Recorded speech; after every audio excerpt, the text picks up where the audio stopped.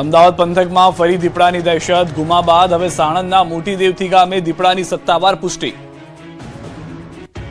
અમદાવાદમાં દીપડો ધરાવી રહ્યો છે. આશરે 1 મહિના બાદ દીપડાની ફરી એકવાર સગડ મળી છે.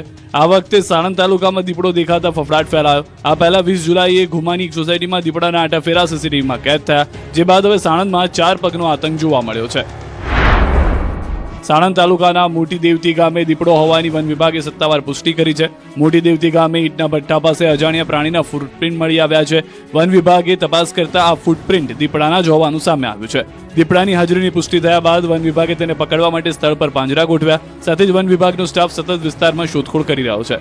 દીપડાની હિલચાલને પગલે ગ્રામજનોમાં ભયનો માહોલ છે. જોકે વન વિભાગે ગ્રામજનોને પેનિક ન કરવા અને અફવા ન ફેલાવવા અપીલ કરી છે. પગમાર્ક્સના અવલોકન કરેલ હતા. જે પગમાર્ક્સ દીપડાના હોવાનું જણાતા તાત્કાલિક ત્યાં પાંજરું મૂકી અને કાર્યવાહી હાથ ધરવામાં આવેલ હતી. ગામવાળાને જણાવવાનું કે કોઈએ પણ ભયમાં આવવાની અથવા તો ખોટી અફવાઓ ફેલાવવાની જરા પણ જરૂર નથી.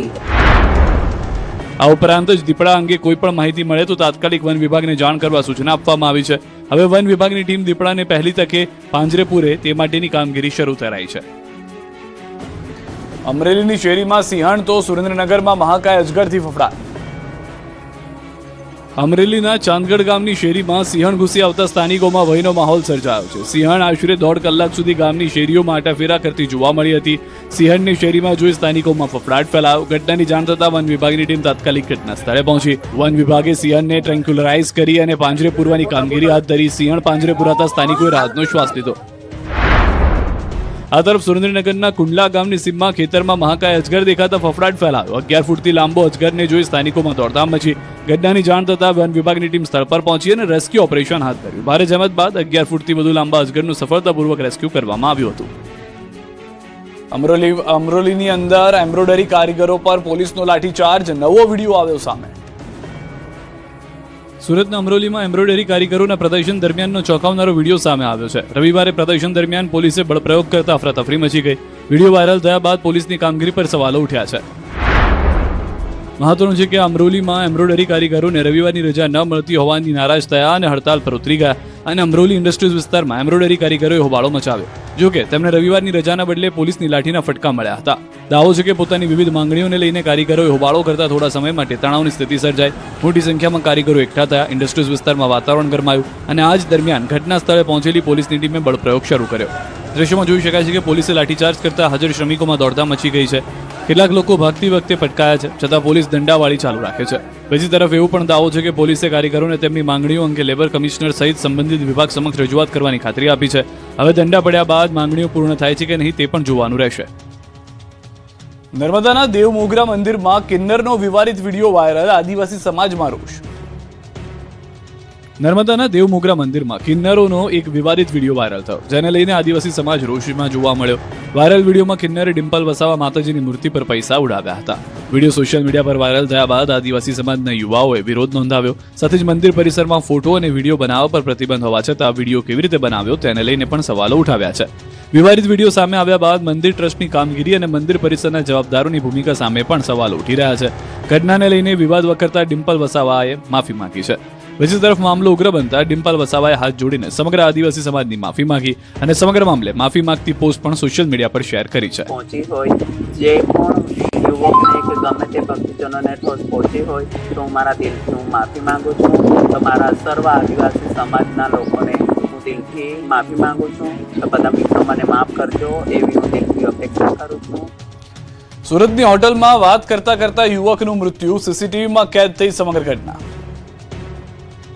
સુરતમાં એક યુવકને દિલે દગો આપ્યો. સુરતના ડિંડોલીમાં એક યુવકના મોતની ચોંકાવનારી ઘટના સામે આવી છે. યુવક હોટલ પર વાત કરી રહ્યો હતો ત્યારે જ તેના શ્વાસ થંભી ગયા. સીસીટીવી ફૂટેજમાં સમગ્ર ઘટના કેદ થઈ છે. જુઓ, એક યુવક આવે છે અને રિસેપ્શન પર વાતચીત કરે છે. આ દરમિયાન રિસેપ્શનિસ્ટ તેને જવાબ આપી રહ્યો છે. દરમિયાન જ યુવક અચાનક નીચે પટકાય છે. યુવકને અચાનક ઢળી પડતો જોઈને આસપાસના લોકો પણ દોડી આવ્યા હતા. ઘટનાના પગલે હોટલમાં થોડા સમય માટે અફરાતફરીનો માહોલ સર્જાયો હતો. યુવકના મોતનું ચોક્કસ કારણ હાલ સામે આવ્યું નથી, પરંતુ કાર્ડિયાક એટેકના કારણે યુવકનું મોત થયાનું ચર્ચાઈ રહ્યું છે.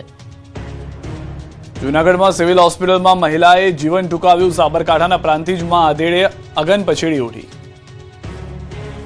જૂનાગઢની સિવિલ હોસ્પિટલમાં મહિલાએ 7મા માળેથી જંપ લાવી આત્મહત્યા કરી લીધી છે. 46 વર્ષીય મહિલા સારવાર માટે એકલા હોસ્પિટલ આવ્યા હતા. એ જ સમયે અંતિમ પગલું ભરી લીધું. આપઘાત પહેલા મહિલાએ ચિઠ્ઠી લખી હતી, જેમાં તેમણે દીકરાને સંબોધીને માનસિક પરેશાનીનો ઉલ્લેખ કર્યો છે. ચિઠ્ઠીમાં તેમણે લખ્યું છે કે મને જીવવું ગમતું નહોતું, મને માનસિક ત્રાસ વધી ગયો હતો અને ચીકુનું ધ્યાન રાખજે. અન્ય એક ચિઠ્ઠીમાં પોતાનું સરનામું અને પુત્રના ફોન નંબર લખ્યા હતા. ઘટનાની જાણ પરિવારજનોને કરાતા તેઓ હોસ્પિટલ પહોંચ્યા હતા. આ તરફ સાબરકાંઠાના પ્રાંતિજમાં દૂધ ઉત્પાદક સહકારી મંડળની બહાર એક આધેડે અગ્ન પછેડી ઓઢી આત્મહત્યાનો પ્રયાસ કર્યો. 50 વર્ષીય શખ્સે પેટ્રોલ છાંટીને પોતાની જાતને આગ ચાંપી દેતા અફરાતફરી મચી ગઈ. સ્થાનિકોએ તાત્કાલિક આધેડની મદદે પહોંચી ગયા. જોકે જ્યાં સુધીમાં આગ બુઝાય ત્યાં સુધીમાં આધેડ 70% વધુ દાઝી ગયા. આપઘાતનું કારણ અકબંધ.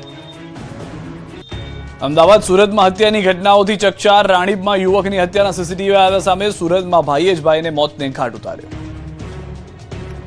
અમદાવાદ અને સુરત જાણે મેટ્રો સિટીની સાથે સાથે ક્રાઇમ સિટી તરીકે પણ ઉભરી રહ્યા હોય તેવું લાગી રહ્યું છે. અમદાવાદમાં યુવકના હત્યારાઓ સીસીટીવીમાં કેદ થયા, જ્યારે સુરતમાં હત્યાની 2 ઘટનાઓ સામે આવી. અમદાવાદના રાણીપમાં યુવકની હત્યાનો ભેદ ઉકેલાયો. આ હત્યા કેસમાં સીસીટીવી ફૂટેજ પણ સામે આવ્યા. સીસીટીવીમાં ટેમ્પામાં સવાર થઈ આવેલા હત્યારાઓ જોવા મળી રહ્યા છે. સીસીટીવીમાં જોઈ શકાય છે કે એક બાદ એક ટેમ્પામાંથી કુલ 10 જેટલા શખ્સો ઉતરે છે અને દોડતા જોવા મળી રહ્યા છે. આરોપી પૈકી પોલીસે કુલ 8ની ધરપકડ કરી છે. સાથે જ ગુનામાં ઉપયોગમાં લેવાયેલું વાહન પણ કબજે કરવામાં આવ્યું છે. આ તરફ સુરત શહેરમાં વધુ એક હત્યાની ઘટના સામે આવી. ચોક બજાર વિસ્તારમાં કલ્પેશ પારઘી નામના યુવકને તીક્ષ્ણ હથિયાર વડે મોતને ઘાટ ઉતારી દેવાયો. હત્યાને અંજામ આપ્યા બાદ આરોપીઓ ફરાર થઈ ગયા. મૃતક કલ્પેશ પારઘી પણ ગુનાહિત ઇતિહાસ ધરાવતો હોવાની માહિતી સામે આવી. સમગ્ર મુદ્દે પોલીસે ફરાર આરોપીને ઝડપી પાડવા તપાસ તેજ કરી. જ્યારે સુરતના લીંબાયતમાં લોહીના સંબંધો શર્મસાર થયા. આંબેડકર નગરની ગલી નંબર 4માં પત્ની સાથેના અનૈતિક સંબંધની શંકામાં ભાઈએ જ ભાઈની હત્યા કરી નાખી. બંને વચ્ચેનો ઝઘડો મારામારી સુધી પહોંચી ગયો. ત્યારબાદ આરોપી ભાઈએ છરી વડે માથા, પેટ અને પાંસળીના ભાગે ઘા મારતા યુવકનું ઘટના સ્થળે જ મોત થયું. મૃતકના પિતાએ પોતાના જ પુત્ર સામે ફરિયાદ નોંધાવી છે. સુરતના પાલમાં પાર્કિંગ મુદ્દે 2 પરિવારો વચ્ચે મારામારી. પોલીસ કર્મીએ વર્દીનો રોફ બતાવ્યાનો આરોપ. સુરતના પાલ વિસ્તારમાં આવેલા ગાર્ડેનિયા રો હાઉસમાં પાર્કિંગ અને મેન્ટેનન્સના મુદ્દે 2 પરિવારો વચ્ચે ઉગ્ર બોલાચાલી બાદ મારામારી થઈ. આક્ષેપ મુજબ પાર્કિંગ મુદ્દે ચાલી રહેલા ચર્ચા દરમિયાન પોલીસકર્મી નરેશ ગઢવી અને તેમના પરિવાર તરફથી ગાળાગાળી શરૂ કરવામાં આવી. ત્યારબાદ મામલો ઉગ્ર બનતા તેણે સ્થાનિક સાથે ઝપાઝપી કરી અને વાત મારામારી સુધી પહોંચી ગઈ. હવે આ સમગ્ર મામલો પોલીસ સ્ટેશને પહોંચ્યો છે. ફરિયાદીએ આરોપ લગાવ્યો કે પોલીસકર્મી વર્દીનો રોફ બતાવે છે અને તેમને હેરાન કરે છે. પોલીસે સમગ્ર મામલે ગુનો નોંધી વધુ તપાસ શરૂ કરી છે.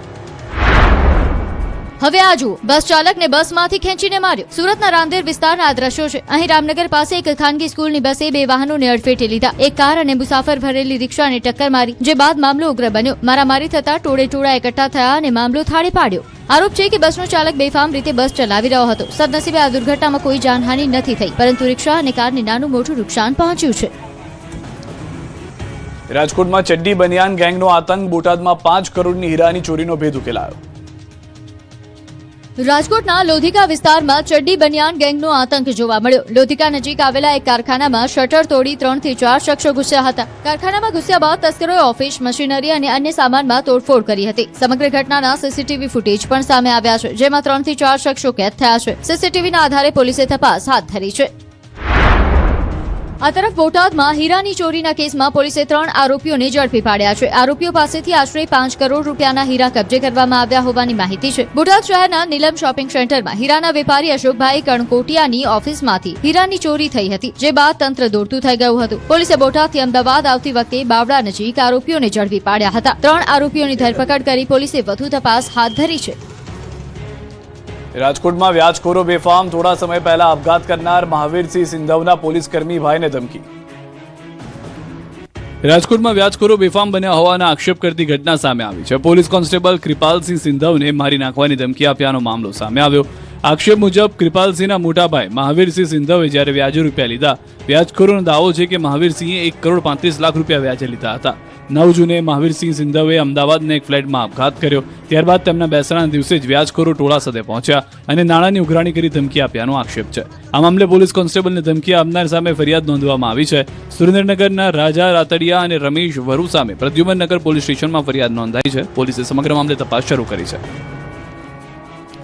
ભરૂચના દહેજ જીઆઈડીસીમાં વેરહાઉસમાં ભીષણ આગ. થરાદમાં ઈવી સ્કૂટર સળગ્યું. ભરૂચના દહેજ જીઆઈડીસીમાં ખાનગી કંપનીના વેરહાઉસમાં અચાનક ભીષણ આગ ભભૂકી ઉઠી. આગે વિકરાળ સ્વરૂપ ધારણ કરતા ધુમાડાના ગોટે ગોટા દૂર દૂર સુધી જોવા મળ્યા. ઘટનાની જાણ થતાં ફાયર બ્રિગેડની ટીમ તાત્કાલિક સ્થળ પર પહોંચી. ફાયર બ્રિગેડ દ્વારા આગ પર કાબુ મેળવવા માટે કામગીરી હાથ ધરવામાં આવી. જો કે આગ કયા કારણોસર લાગી તે હજી સુધી અકબંધ છે. આ તરફ બનાસકાંઠાના થરાદના સૌપુરા ગામે ઈવી સ્કૂટરમાં અચાનક આગ લાગી હતી. ગણતરીની